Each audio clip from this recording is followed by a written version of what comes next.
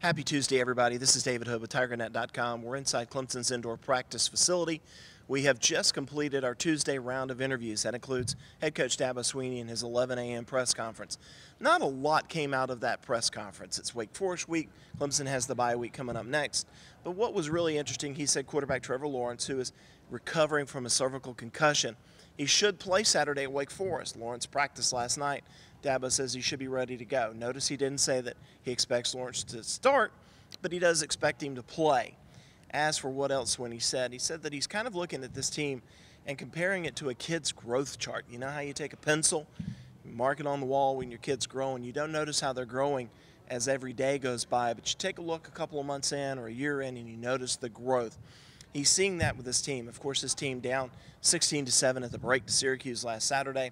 Third-string quarterback in the game, starting right tackle out, a couple of fumbles that had cost them, but still this team found a way to win.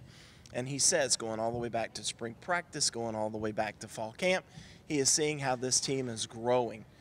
Now, Dabo also talked about defensive end Xavier Thomas. Look, if you're watching it all, you've seen Xavier Thomas and his explosiveness and how he comes off the ball. That was never more evident than Saturday afternoon when he popped Syracuse quarterback Eric Dungy a couple of times. There was one time there where Thomas was in a four-man rotation with Christian Wilkins, Clelin Ferrell, and Austin Bryant. My goodness, who do you block? How do you block that?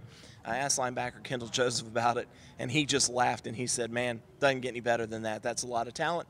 Makes his job a lot easier.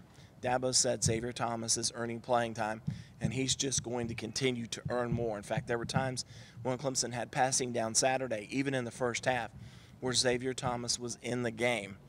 Now, talking about in the game, wide receiver Hunter Renfrow, he's still going to take some snaps at quarterback. He could be the third option Saturday if Clemson was to need him. Of course, he played quarterback at Socastee High School, but that was more the wing tee and the option. I asked him if he can throw the football, and he said, yeah, I threw a pass to Will Swinney in pregame practice last week. I'm not sure if that gets him ready to take over the Clemson offense, but we'll see. A lot more coming up. We'll have more from Dabo Swinney tomorrow night after Wednesday's practice, and more interviews this week. And, of course, we'll have everything following the Wake Forest game Saturday.